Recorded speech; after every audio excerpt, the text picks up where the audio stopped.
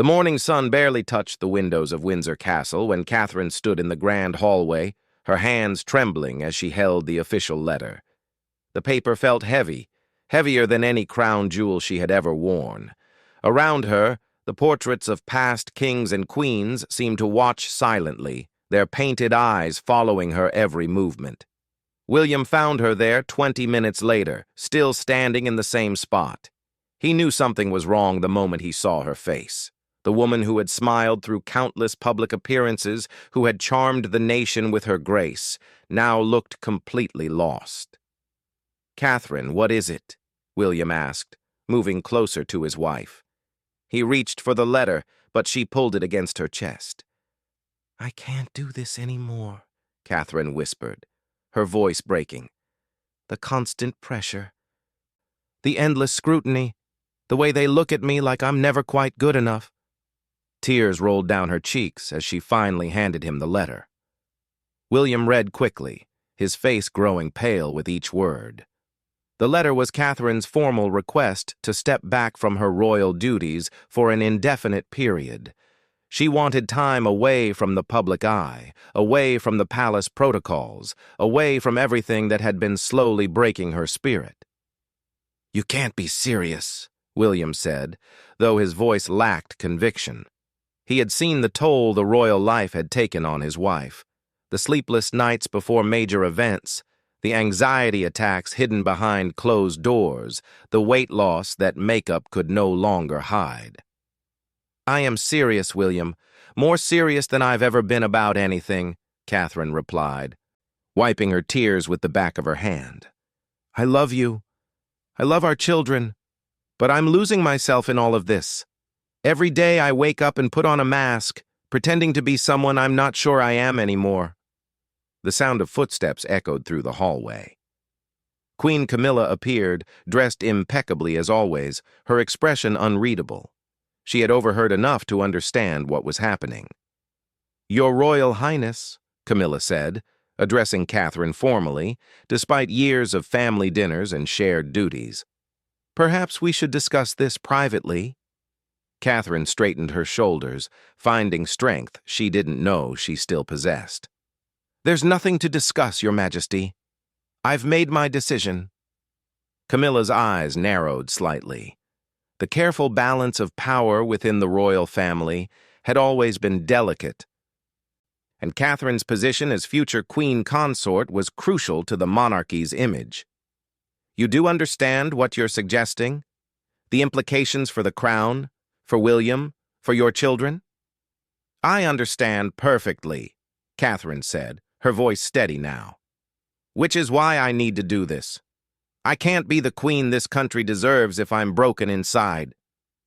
William stood between the two women, torn between supporting his wife and maintaining his duty to the crown. He had watched his mother, Diana, struggle with the same pressures, and he had promised himself things would be different for Catherine. But somehow, history was repeating itself. "Mother, please," William said to Camilla. "Let's not handle this the way things were handled before. We've learned those lessons." Camilla's expression softened for a moment before hardening again. "This isn't about the past, William. This is about the future of the monarchy. Catherine knew what she was signing up for when she married you." "Did I?" Catherine challenged, surprising everyone, including herself. "Did I really know that I would have to sacrifice my mental health, my sense of self, my ability to be a real mother to my children? Did I know that every outfit choice would be analyzed, every gesture scrutinized, every word twisted?" The tension in the hallway was palpable. Servants who happened to pass quickly retreated, sensing the gravity of the moment. This was not just a family disagreement. This was a crisis that could shake the very foundations of the modern monarchy. "You have duties," Camilla said coldly. "Duties that transcend personal feelings. Like you transcended personal feelings when you pursued Charles while he was married?" Catherine shot back, immediately regretting the words but unable to take them back. The silence that followed was deafening. William closed his eyes, knowing that line had been crossed. Camilla's face flushed with anger, decades of carefully controlled emotions threatening to surface. "How dare you?" Camilla whispered, her voice dangerous. "You have no idea what you're talking about." "Don't I?" Catherine continued, emboldened by her decision to leave. "I've spent years studying this family, trying to be perfect, trying to avoid the mistakes of the past. But maybe the mistake is thinking that any of this is normal or healthy." Charles appeared at the end of the hallway, having been summoned by a worried aide. He took in the scene, his wife's furious expression, Catherine's tears, William's anguish, and immediately understood the gravity of the situation. "What's happening here?" Charles asked, though his tone suggested he already knew. "Your daughter-in-law has decided to abandon her responsibilities," Camilla said, her voice clipped. "I've decided to seek help," Catherine corrected. "There's a difference." Charles approached slowly, his own history with marital discord making him more sympathetic than his wife. "Catherine, perhaps we can find a middle ground. A temporary reduction in duties, sometime at Balmoral—" "No," Catherine interrupted. "I need real time away, not a royal version of rest where I'm still on display. I need to remember who Catherine is, not just who the Princess of Wales is supposed to be." William finally found his voice again. "I support my wife," he said firmly, taking Catherine's hand. "If she needs time to heal, then that's what she'll have." Camilla turned her fury on her stepson. "You would let her destroy everything we've worked to build? The stability we've finally achieved?" "I would let her live," William replied simply. "Something my mother never got the chance to do." The mention of Diana hung in the air like a ghost. Charles flinched, Camilla's jaw tightened, and Catherine squeezed William's hand harder. "This is emotional blackmail," Camilla said. "Using Diana's memory to justify selfishness." "This is survival," Catherine said quietly, "and if that makes me selfish, then so be it." She turned to leave, but Camilla's voice stopped her. "If you walk away now, Catherine, you may not be welcomed back. The monarchy doesn't pause for personal crises." Catherine looked back, her face wet with tears, but her eyes clear. "Then maybe it's time the monarchy learned how." As she walked away, William following close behind, the sound of her heels on the marble floor echoed like a countdown. Each step took her further from the life she had known, closer to an uncertain future. Behind them, Charles and Camilla stood in the hallway, the weight of the moment settling over them. The careful facade they had maintained for years was cracking, and neither knew how to stop it. "This will be a disaster," Camilla said, her voice shaking with rage. "The press will tear us apart." Charles said nothing, watching his son and daughter-in-law disappear around the corner.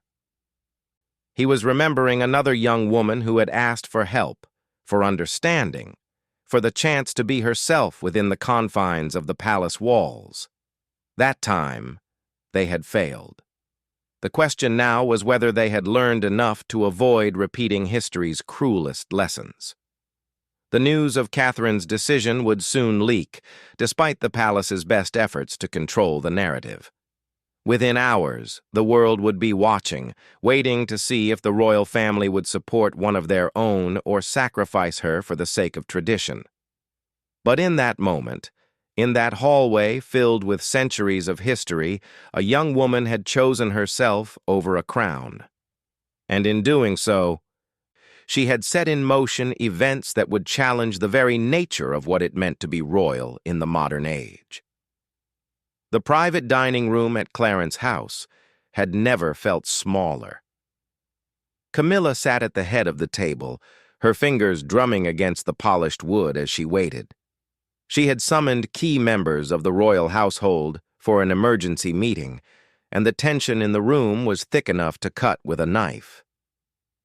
"Your Majesty, the press office is being bombarded with questions," Sir Edward Livingston, the palace's chief communications officer, reported nervously. "Someone leaked information about a major royal crisis." The tabloids are already speculating. Camilla's eyes flashed dangerously. Then we need to control the narrative immediately. Issue a statement saying the Princess of Wales is taking a brief rest due to exhaustion, nothing more. But, ma'am, another aide ventured carefully, the princess has already been seen leaving Windsor with her children and a significant amount of luggage. The photographers— Damn the photographers! Camilla exploded, slamming her hand on the table. The room fell silent, shocked by the usually composed queen consort's outburst. This is what happens when we allow commoners to think they can dictate terms to the crown. Charles entered the room just as the words left her mouth. His face was grave, aged by the morning's events. That's enough, Camilla, he said quietly but firmly.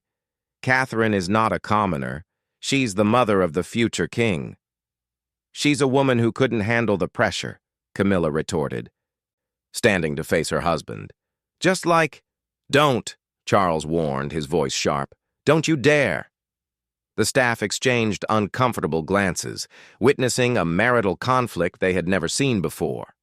The carefully maintained unity between Charles and Camilla was crumbling before their eyes. Your Majesty, Your Majesty, Sir Edward interrupted desperately. Perhaps we should focus on the immediate crisis. The Prime Minister has called, expressing concern about the stability of the institution.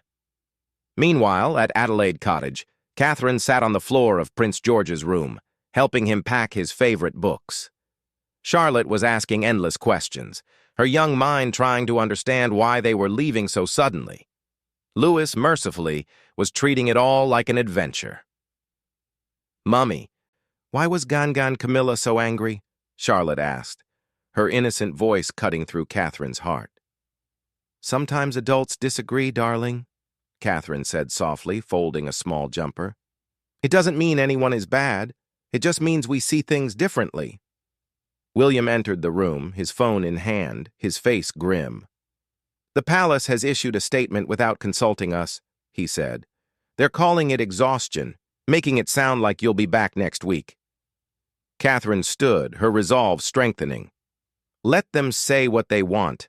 I know the truth, you know the truth, and that's what matters. The press is already gathering at the gates, William continued, and Harry just called. He and Meghan are offering their support publicly. Catherine almost laughed at the irony. The couple who had been cast as the rebels were now their unexpected allies. The palace won't like that, she said. The palace doesn't like anything right now, William replied, pulling her into his arms. Father is trying to mediate, but Camilla, I've never seen her like this. It's as if she sees your decision as a personal attack. Back at Clarence House, Camilla was on the phone with Princess Anne, seeking an ally in her campaign to bring Catherine back in line. But Anne, ever pragmatic, was not providing the support Camilla expected. Perhaps, Anne's voice came through the speaker, we should consider that Catherine has a point. The institution has survived worse than a princess taking some time for her mental health. This is not about mental health, Camilla insisted. This is about duty, about commitment, about understanding that personal desires must be secondary to the crown. Is it, Anne challenged, or is it about your fear that Catherine's actions might reflect poorly on you, that people might draw comparisons? Camilla ended the call abruptly, her face flushed with anger and something else, fear. Anne had hit too close to the truth. The reformed mistress who had become queen could not afford to have her position questioned, could not allow another woman's struggle to remind the public of past scandals. As evening fell, an unexpected visitor arrived at Adelaide Cottage. Prince Harry stood at the door, having flown in from California without announcement. The brothers embraced, years of tension melting away in the face of a shared understanding. I know what it's like, Harry said simply. The feeling that you're drowning and no one can see it because you're supposed to be living a fairy tale. Catherine hugged her brother-in-law, tears flowing freely. How did you do it? How did you walk away? "One step at a time," Harry replied, "and with the knowledge that protecting your family, your sanity, your truth is more important than protecting an institution that won't protect you." William bristled slightly at his brother's words, still caught between two worlds, but he said nothing, knowing that Harry's experience, painful as it had been for all of them, might be exactly what Catherine needed to hear. The next morning, the newspapers were brutal. "Kate's Great Escape!" screamed one headline. "Palace in Crisis as Future Queen Quits," read another. The palace's attempt to control the narrative had failed spectacularly. Camilla stood in her office, newspapers spread across her desk, her face a mask of controlled fury. Each article seemed to contain veiled references to her own past, comparisons to Diana, questions about the monarchy's treatment of its women. "We need to act decisively," she told Charles, who looked exhausted after a sleepless night. "Bring her back, make her apologize, show a united front." Or, Charles said slowly, "We could try something different. We could actually listen. We could change." Camilla stared at her husband in disbelief. "Change? The monarchy doesn't change. It endures."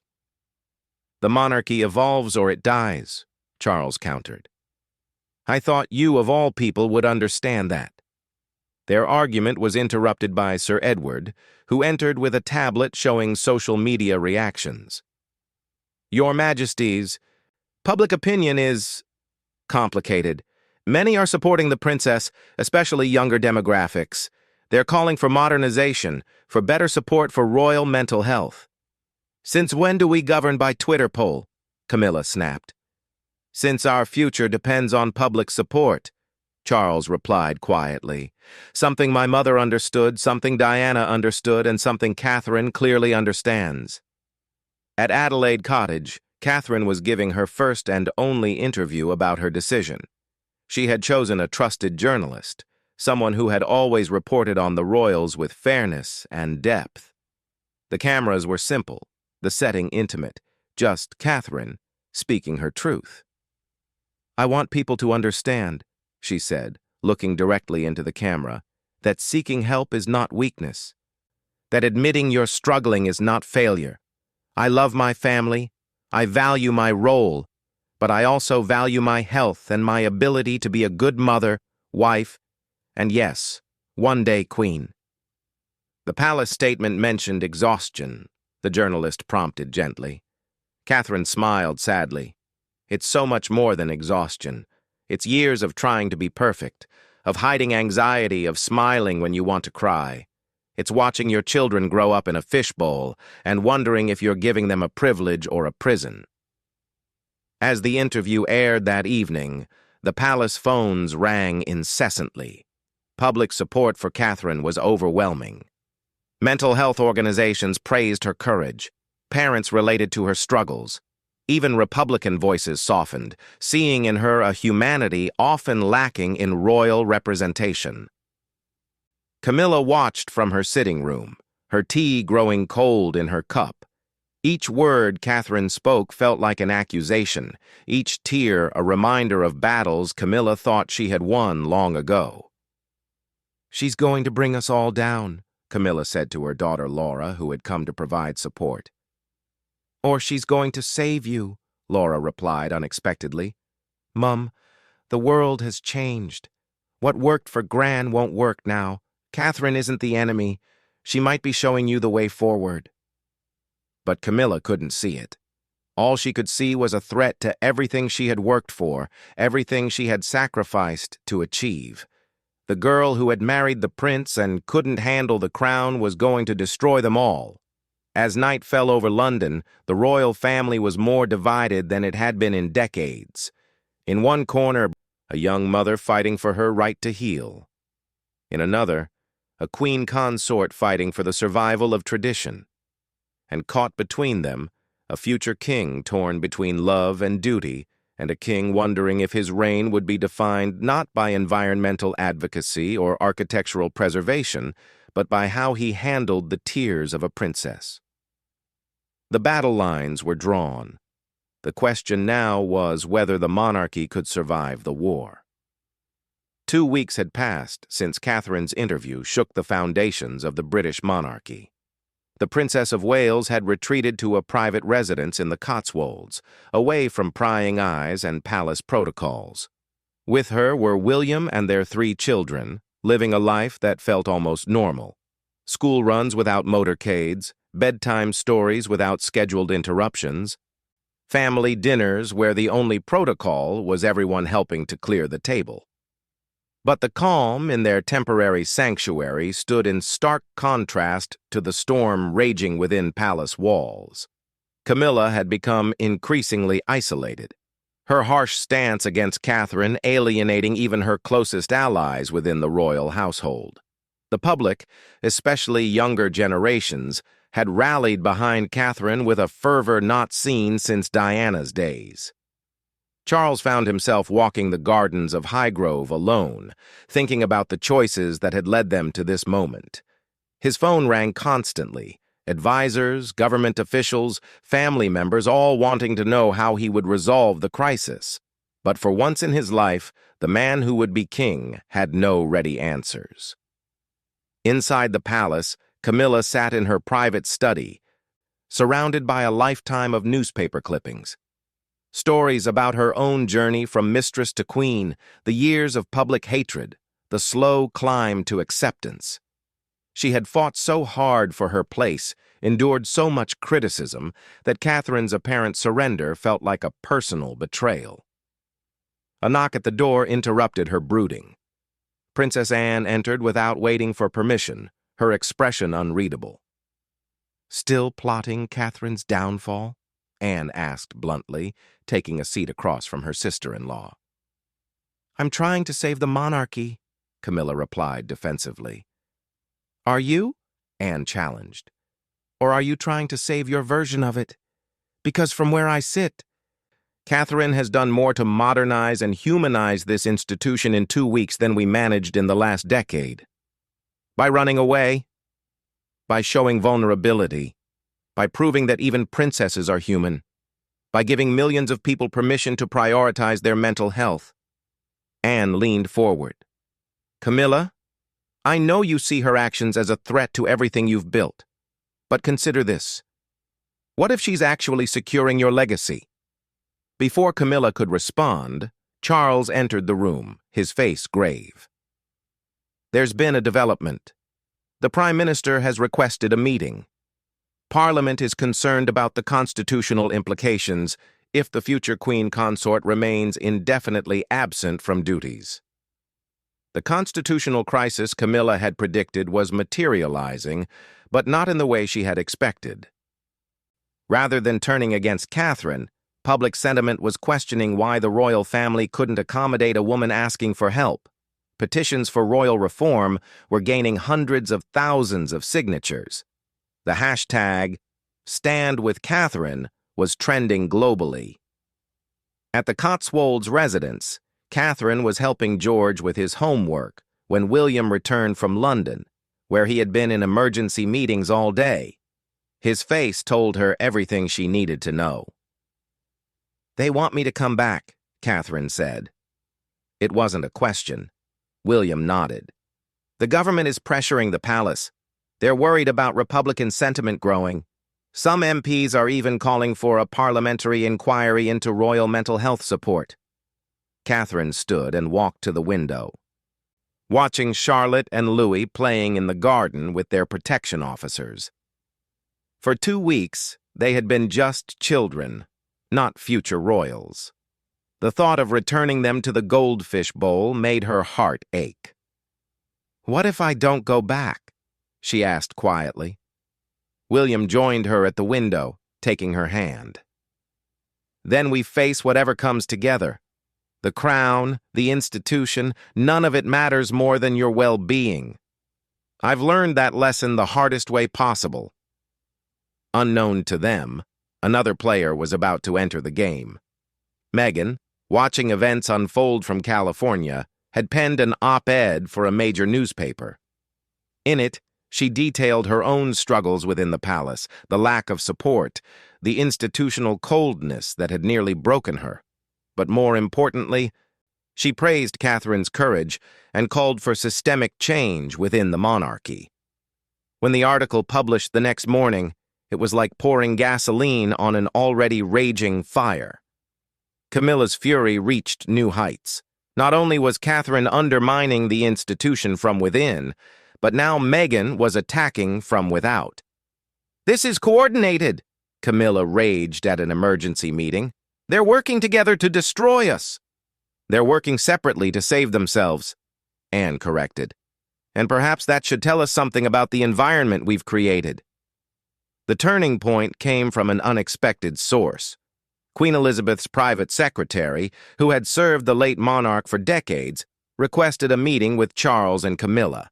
He carried with him a sealed letter written by Elizabeth in her final years, with instructions to open it only in times of constitutional crisis. Charles read the letter aloud, his voice shaking with emotion. "My dear Charles, if you are reading this, then the monarchy faces a challenge I always feared might come. The balance between duty and humanity has tilted too far, and someone has had the courage to say, 'Enough.'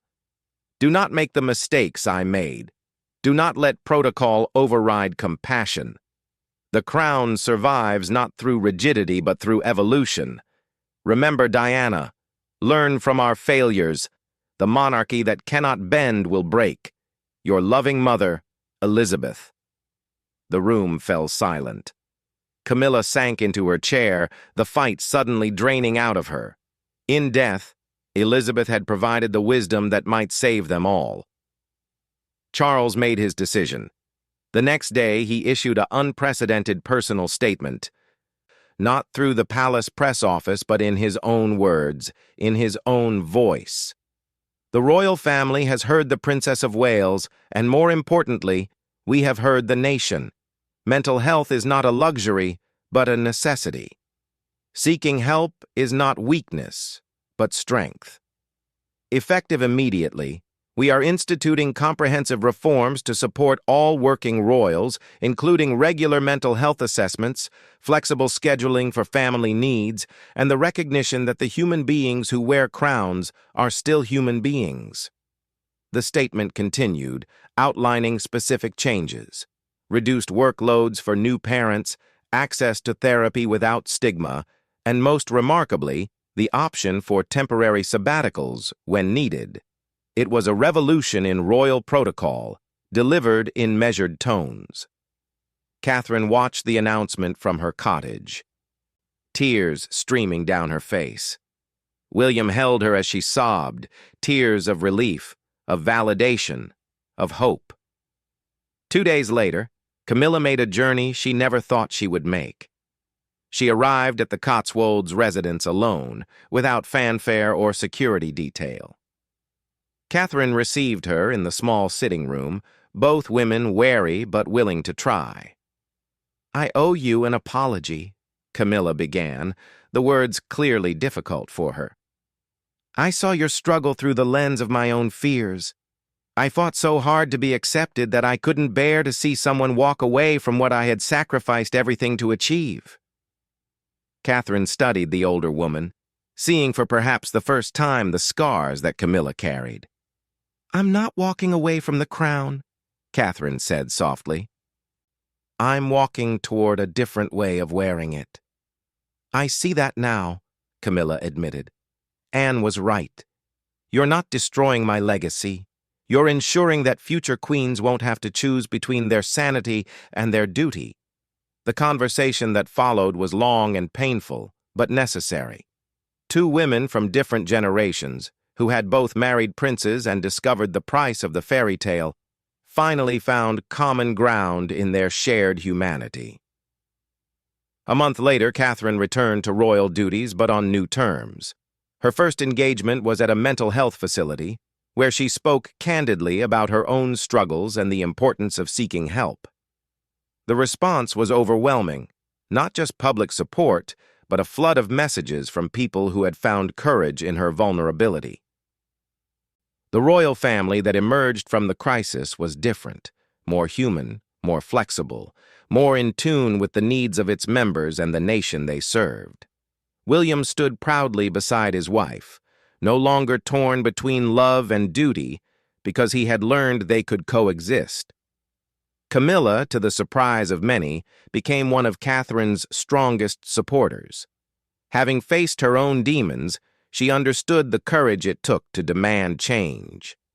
Their relationship would never be easy, but it was now built on mutual respect rather than mutual suspicion. Charles's reign, which had begun under the shadow of his mother's legendary tenure, found its defining moment not in grand state occasions, but in the simple act of listening to a young woman's tears and choosing compassion over tradition. As for Catherine, she had discovered that being a princess didn't mean being perfect. It meant being human enough to admit when you needed help and brave enough to ask for it. Her tearful goodbye had not been an ending but a beginning of a new chapter for herself, her family, and the ancient institution she would one day help lead. The monarchy had bent, and in bending found the flexibility to survive in a new age. The crown that Catherine would one day wear would be the same ancient symbol, but it would rest on a head that had known struggle and found strength, that had chosen health over duty until she was strong enough to carry both. In years to come, historians would mark Catherine's crisis not as a moment of weakness, but as the turning point when the British monarchy finally entered the 21st century, not dragged kicking and screaming, but led gently by a princess who had the courage to cry and the strength to change. The royal family was still on edge, but now they were on the edge of something new, something better. And at the heart of it all was a woman who had risked everything to save herself, and in doing so might have saved them all.